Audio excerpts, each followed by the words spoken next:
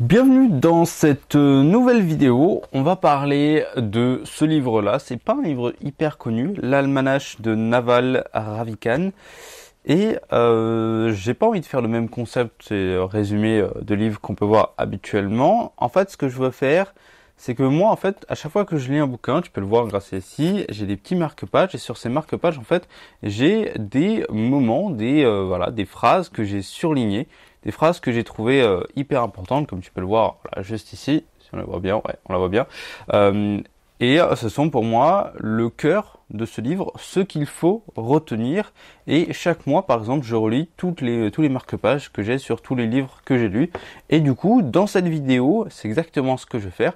Et je vais les relire avec toi. Et je vais t'expliquer pour moi ce qui est le cœur du message du livre. Et on va pouvoir en discuter. Et à la fin de cette vidéo, je te parlerai un peu plus de ce livre, de si tu dois le lire, si je te conseille de le lire. Alors évidemment, ce sera un oui, mais oui, pourquoi et pour qui, et faire un peu ce livre, ce que tu peux apprendre avec lui, comme ça tu pourras faire ton choix. Donc là, on va parler un petit peu des grands principes de ce livre, mais surtout de ce qui fait ces grands principes. C'est ça qui va changer par rapport aux autres formats, aux autres types de vidéos, résumés de livres. Donc voilà. Dis-moi dans les commentaires si tu aimes ce genre de format et je t'en ferai plein sur tous les livres en fait que j'ai déjà lus. Donc voilà, d'abord ce livre-là, l'Almanach de Naval Ravikant, c'est un livre qui n'a pas été écrit par directement Naval Ravikant, mais par quelqu'un qui a lu et suivi tout ce qu'il a fait. Alors Naval Ravikant, c'était pas quelqu'un que je connaissais avant d'avoir pris ce livre, avant d'avoir lu ce livre. C'est une sorte d'entrepreneur, investisseur américain, tu sais, qui a réussi, etc. On a une préface de Tim Ferriss aussi, ce qui est franchement très sympa à lire. Et en gros, ce bouquin, il parle de deux choses. Du business, du fait d'entreprendre et du bonheur. C'est vraiment les deux sujets principaux répartis en deux parties. Comment ça va se passer? Je vais te le lire. Je vais te lire tout ce qu'il y a décrit et ensuite on va en parler. L'argent est le moyen par lequel on transfère la richesse. Il représente une sorte de crédit social, la possibilité d'avoir un solde créditeur ou débiteur sur d'autres personnes. Ça c'est vrai, encore une fois, si tu veux gagner du temps, il faut simplement avoir de l'argent. Par exemple, la délégation, si tu veux pas passer le ménage chez toi, tu veux pas repasser, eh ben, tu délègues à quelqu'un pour 10, 20 euros de l'heure. Et là, tu récupères 1 heure, 2 heures de ton temps pour faire soit travailler sur des tâches comme ton travail, soit simplement profiter de la vie. Mais encore une fois, il faut avoir de l'argent. Donc c'est pas une mode qui revient assez souvent, mais c'est quelque chose qu'il faut faire.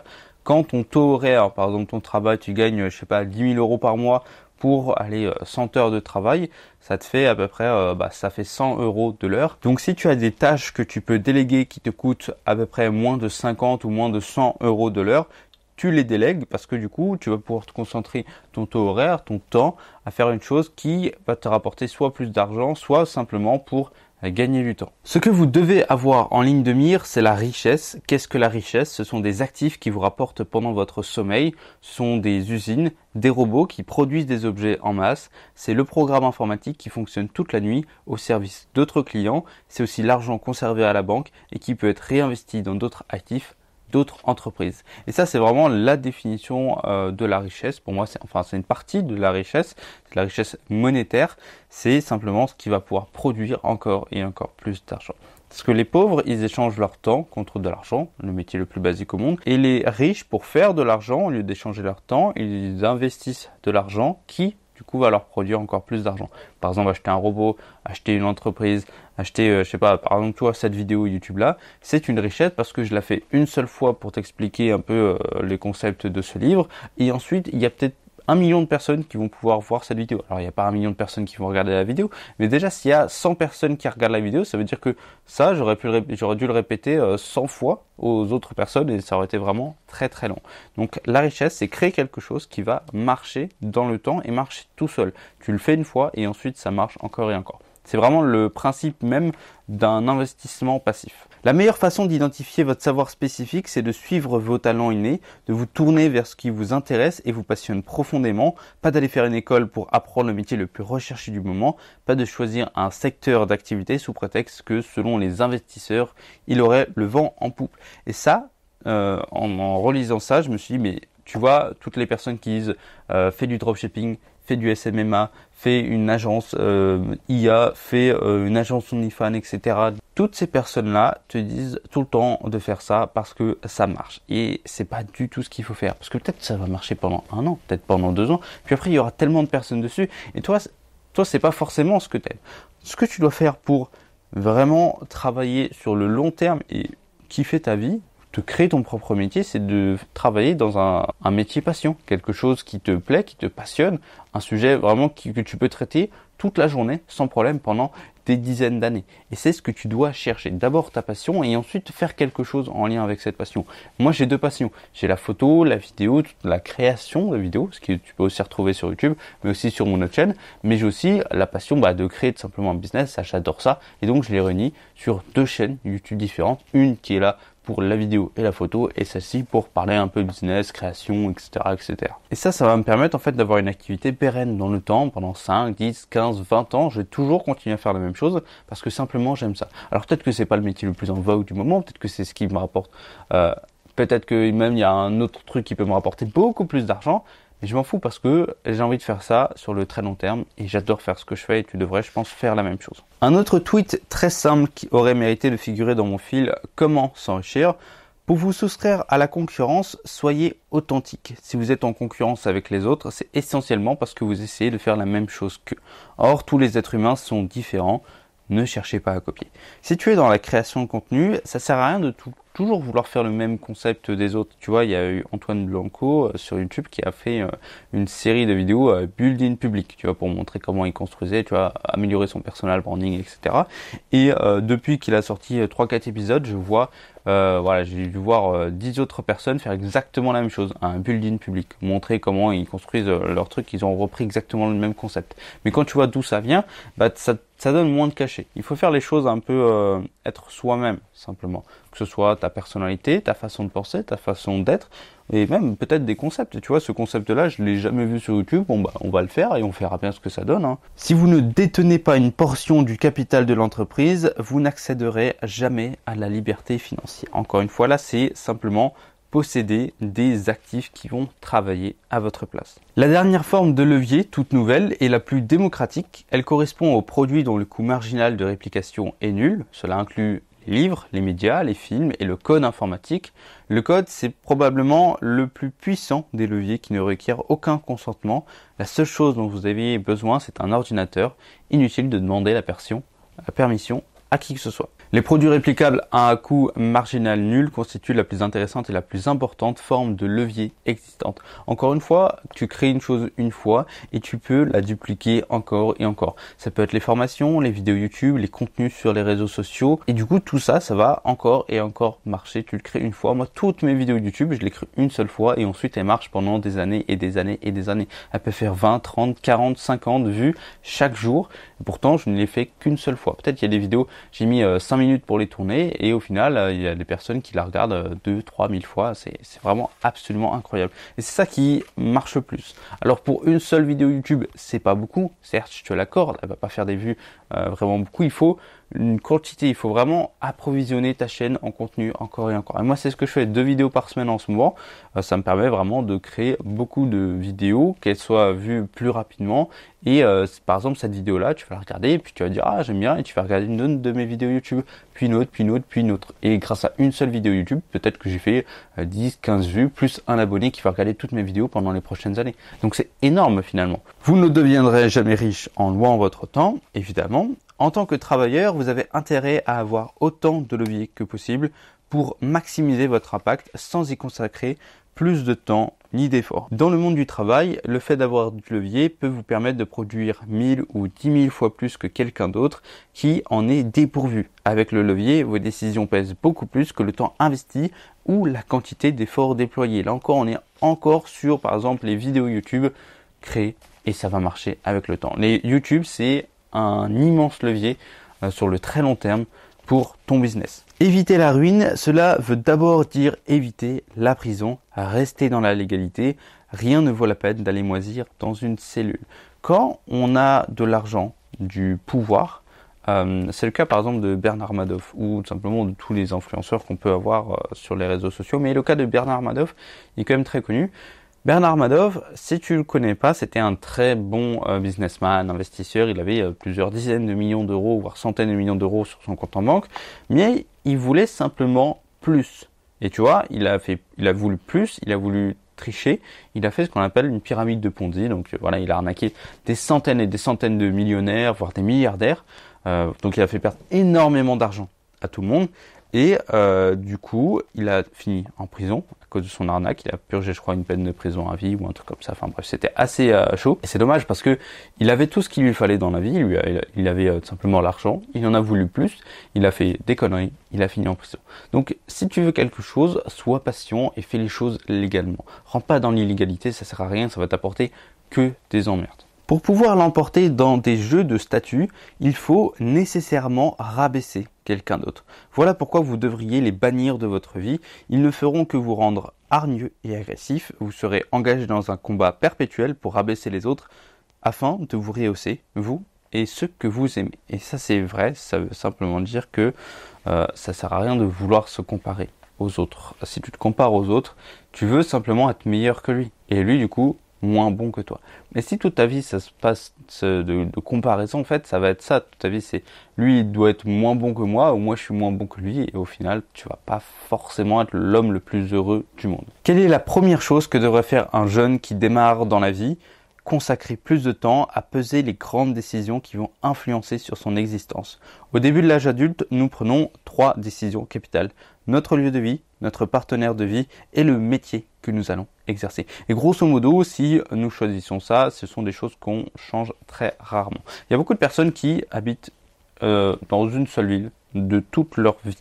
Et il y a beaucoup de personnes qui se mettent avec un partenaire ou une partenaire et qui restent avec cette personne-là toute leur vie. Pareil pour du coup le métier qu'ils vont exercer, il y en a beaucoup, bon, ça change un petit peu en ce moment, mais il y en a beaucoup qui, voilà, ils passent le diplôme, ils font leur métier jusqu'à la retraite. Et ils ne changent jamais. Donc c'est des grosses décisions à prendre. Alors oui, évidemment, tu peux changer, mais ce sont quand même des grandes décisions à prendre. C'est pour ça qu'il faut prendre le temps de bien y réfléchir, que ce soit sur la personne qui va t'accompagner dans ta vie, sur le métier que tu vas vouloir faire de ta vie, simplement ce que tu vas faire de ta vie. Si tu sais pas d'ailleurs, petit aparté, si tu sais pas trop ce que tu veux faire de ta vie, comment tu vas t'en sortir et tout, moi j'ai créé une formation pour ça, 7 jours pour trouver sa passion et réaliser son premier projet pour vivre de son nouvelle activité. Ça s'appelle La Claque. Voilà, je vais te mettre le petit lien dans la description. Comme ça, tu peux au moins aller voir ce que ça donne et si c'est véritablement fait pour toi. Vos meilleures idées ne vous viendront que dans les moments d'ennui, jamais quand vous êtes stressé, débordé, en perpétuel mouvement ou dans l'urgence. Ménagez-vous du temps. Et ça, c'est vrai parce que moi, la plupart du temps, quand je suis en train de travailler là, tu vois, c'est difficile de trouver de nouvelles idées de business, de vidéos à faire, de concepts, de formations à faire. Les meilleures idées que tu peux trouver, on a tous eu ce genre de choses sous la douche. Sous la douche, comment ça se fait en fait que tu as des idées simplement parce que tu prends du temps pour toi, t'as rien à faire donc tu réfléchis un peu à tout. Quand tu vas dormir, moi c'est ce qui m'est arrivé énormément au début, quand tu vas dormir, d'un coup tu penses et d'un coup tu te dis ouah ça ce serait un très bon truc et là du coup tu as une nouvelle idée. Simplement parce que tu as le temps de réfléchir. Donc des fois, c'est pour ça qu'il ne faut pas tout le temps travailler à déborder, etc. Moi, chaque matin, je passe entre 2 et 4 heures maximum pour créer une vidéo sur YouTube. C'est ce que je fais là actuellement. J'ai commencé, je crois, il était 9 heures. Et là, du coup, je pense que la vidéo, elle sera publiée pour midi. Et après, je fais mes petites tâches de boulot. Et par exemple, ce soir, il y a le match de foot. Et là, par contre, je vais pouvoir réfléchir, peut-être trouver de nouvelles idées de vidéos, de formations. Et ça me permet, encore une fois, d'avancer dans mon business. Donc, ménage-toi du temps. Prends le temps pour peut-être ne rien faire, prendre du temps pour toi-même et dans tous les cas, les idées elles vont arriver. Là, on parle sur la partie sur le bonheur. Les 3 choses essentielles dans la vie sont la richesse, la santé et le bonheur. Nous les poursuivons dans cet ordre-là, mais leur ordre d'importance est inversé. Le plus important, c'est d'abord le bonheur, être heureux. Ensuite vient la santé, être en bonne santé, sentir tous ses doigts, tu sais. On se rend pas compte quand on a mal quelque part, par exemple ton doigt il est bloqué, là tu le sens et tu dis c'est chiant, je peux pas le bouger alors que l'autre tu peux le sentir. Alors que là tu vois, rien que faire ça, je me dis j'ai de la chance, je peux faire ça alors qu'il y en a plein qui ne peuvent pas le faire. Donc la santé c'est hyper important Et pour finir, la richesse monétaire. Alors la richesse, au sens général, pour moi, ça réunit vraiment tout, hein, ce qui fait de nous des gens heureux, le bonheur, la famille, la santé, l'amour, etc. Mais là, on parle de richesse monétaire. Avoir de l'argent, finalement, ça vient après le bonheur, après la santé, parce que certes tu peux être riche mais malheureux, ça ne sert à rien. Et riche et en mauvaise santé, tu peux plus marcher, tu peux plus te déplacer, encore une fois ça ne sert à rien. Donc être heureux et être en bonne santé, ça prime sur absolument tout. On se trompe en imaginant que le bonheur se résume à des pensées ou des actions positives. À force de lire, d'apprendre et d'expérimenter, car je vérifie les choses par moi-même, j'ai compris que toute pensée positive porte en elle une pensée négative. Elle est la contrepartie de quelque chose de négatif. Le Tao Te Ching, c'est-à-dire le yin et le yang, l'exprime beaucoup mieux que je ne saurais le faire. Tout est question en fait de dualité et de polarité. Dire que je suis heureux implique que j'ai été triste à un moment. Dire qu'une personne est séduisante implique qu'une autre ne l'est pas. Chaque pensée positive contient ne serait-ce qu'un germe de pensée négative et vice-versa. C'est pourquoi tant de belles choses de la vie résultent de souffrances. Il faut connaître le négatif pour pouvoir désirer et apprécier le positif. C'est pour ça que maintenant, quand je suis dans des basses périodes de ma vie, je trouve pas ça le truc le plus grave du monde. Je me dis juste que c'est la vie. C'est comme ça. On a des périodes où on est vraiment au top, on a des périodes où on est moins au top. Et moi, je me dis, plus j'ai des périodes en bas, plus je me dis que je vais pouvoir apprécier ce qui va venir après. Tu peux pas être heureux toute ta vie si il n'y a pas de problème dans ta vie, parce que tu vas finir par t'adapter, t'accommoder à ce bonheur, à ce truc monotone finalement, qui est le bonheur, c'est bien, mais si tu es heureux tous les jours, tu vas moins l'être. En fait, tu vas avoir ton pic de bonheur, voilà, tu es au top du top, et plus ça va être la même chose, plus ça va descendre tranquillement, et tu as l'impression d'être de moins en moins heureux.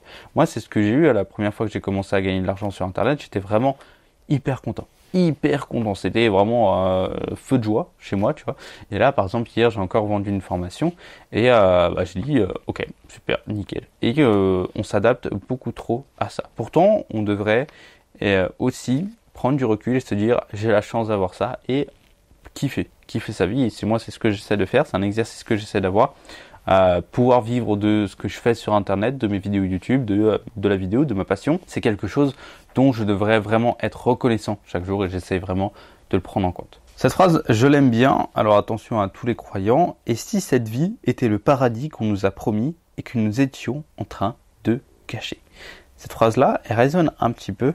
Alors, je dis pas qu'il ne faut pas croire dans les dieux, etc. Moi, je n'y crois pas. Mais simplement, je me dis, on ne sait pas ce qu'il y a après. On sait simplement ce qu'il y a maintenant, on a une vie et il faut en profiter un maximum. Que ce soit dans le fait de se faire plaisir, alors je te dis pas de faire tous les péchés, etc. On parle plus de mauvaises choses. Kiffe ta vie quand même. Fais ce que tu as envie de faire. Alors, te dis pas, par exemple, ouais, mes parents ils m'ont dit de faire ça, alors je les écoute. Non, c'est ta vie, c'est à toi de kiffer, de faire ce que tu as véritablement envie de faire pour du coup à la fin être véritablement heureux. Si vous réussissez à rester assis ne serait-ce que 30 minutes et à vous sentir heureux, prenez-le comme un succès. C'est aussi simple que ça, le fait de ne rien faire, de juste de se retrouver face à soi-même. Ça peut être quelque chose de très difficile, par exemple pour des enfants, des adolescents même, ou voire des adultes. Donc reste assis pendant 30 minutes et juste apprécie ce qui se passe autour de toi. Apprécie simplement le fait de respirer, de la nature. Moi des fois j'aime bien me poser, je me pose beaucoup dans la nature quand je fais de la photo ou de la vidéo. Ou voire même dans mon jardin, je fais un brasero, soit tout seul, soit avec des amis, et on parle pas, juste on regarde les flammes, et c'est du bonheur absolu, quoi. Une croyance courante aujourd'hui est que la paix s'obtient en réglant tous ces problèmes extérieurs. Or, ces problèmes sont en nombre illimité. Le seul moyen de trouver véritablement la paix intérieure est de renoncer à l'idée même de problème. Alors je te dis pas de faire comme s'il n'y avait aucun problème, jamais, etc. Mais simplement d'abord d'être heureux à l'intérieur et ensuite, voilà, t'as des problèmes, t'auras toujours des problèmes, des nouveaux problèmes à régler. Et ça, faut le faire, mais faut pas dépendre de ça pour être heureux. Être heureux, ça vient de l'intérieur, c'est un choix qu'on fait. Alors oui, si ta mère vient de mourir, c'est compliqué, tu vois. Mais c'est d'abord une façon de penser, simplement de se dire qu'on mérite le bonheur, d'apprécier les choses. Encore une fois, on revient sur ce terme-là. Apprécier le pas grand chose. Si tu apprécies simplement, là tu vois, je suis dans ma chambre slash bureau, j'apprécie. Mais j'apprécie simplement le fait d'avoir un toit sur ma tête, le fait de tout à l'heure je vais pouvoir aller manger, il y a à manger dans le frigo, j'ai de l'eau potable, j'ai tout ça. C'est pas grand chose, mais je l'apprécie. Un jour, j'ai pris conscience de quelque chose. Ces gens dont j'étais jaloux, je me contentais de sélectionner certains aspects de leur vie. Je me disais par exemple, je veux le même corps, ou je veux autant d'argent, ou je veux sa personnalité. Or, si l'on jalouse quelqu'un, il faut être prêt à devenir intégralement cette personne. Si voulez-vous vraiment tout prendre, ses réactions, ses désirs, sa famille, son niveau de bonheur, son point de vue sur l'existence, son image de soi. Si vous n'êtes pas d'accord pour faire l'échange en bloc 24 heures sur 24 et 7 jours sur 7, alors vous n'avez aucune raison d'être envieux. Cette phrase-là, elle m'a carrément fait du bien. Parce que moi, créateur de contenu, tu te compares souvent aux autres qui créent du contenu, qui ont plus de résultats que soi, etc. Et je me suis dit, en fait, je compare uniquement ce que j'ai envie de comparer. C'est-à-dire les résultats, le positif finalement. Tu compares jamais quelqu'un de négatif que toi. Quand tu te compares à quelqu'un, tu compares toujours quelqu'un qui est au-dessus de toi dans ce domaine-là.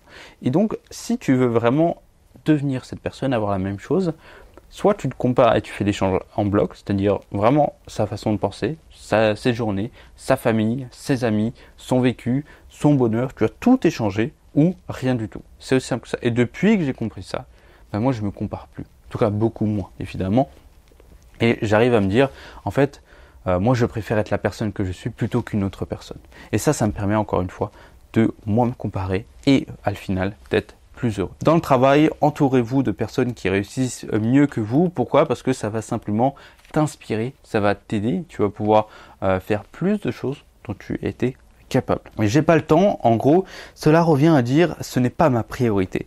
Vous devez déterminer ce qui constitue pour vous une priorité. Quand vous aurez décidé que quelque chose est votre priorité ultime, vous le ferez. Évidemment, la réponse de j'ai pas le temps, pour moi maintenant, je la traduis tout le temps en fait, c'est pas ta priorité. Souvent, les gens me disent j'ai pas le temps, c'est dans les coachings, etc. J'ai pas le temps de le faire. D'accord, c'est simplement que c'est pas ta priorité. Hein. Tu veux vivre de ta passion sur Internet, tu veux commencer à faire des projets, des vidéos sur YouTube, mais là, tu me sors que t'as pas le temps, alors que tu passes peut-être 2 heures par jour à jouer aux jeux vidéo. Simplement, c'est pas ta priorité. Revois les choses de cette manière-là. Revois simplement le fait que ce n'est pas ta priorité. Et là, tu vas pouvoir mieux comprendre un peu pourquoi tu procrastines. Et ensuite, tu vas pouvoir remettre les pendules à l'heure et faire de vraiment tes envies une véritable priorité. Pour ça, je te conseille aussi le livre The One Thing. C'est vraiment le truc de fais le truc le plus important dans la journée pour atteindre ton résultat et ensuite tu passeras à la suite.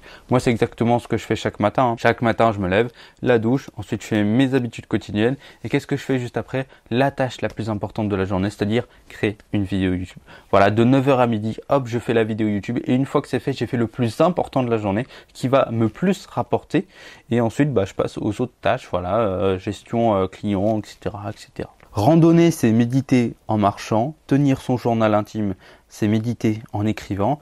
Prier, c'est méditer en remerciant. Se doucher, c'est méditer par accident. Et être assis en silence, c'est méditer tout court.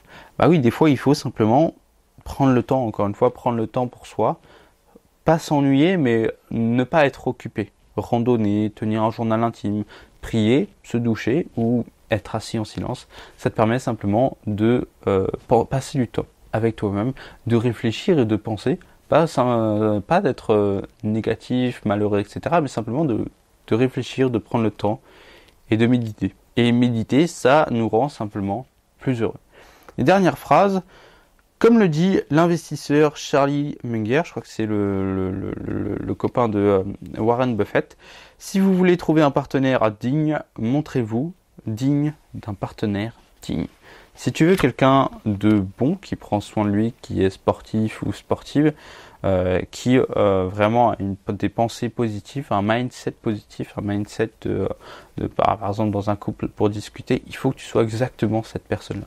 Il faut que tu sois digne d'avoir une personne qui pour toi est digne. La plupart des gens veulent une fille ou un copain parfait, tu vois, mais est-ce que toi-même tu es parfait?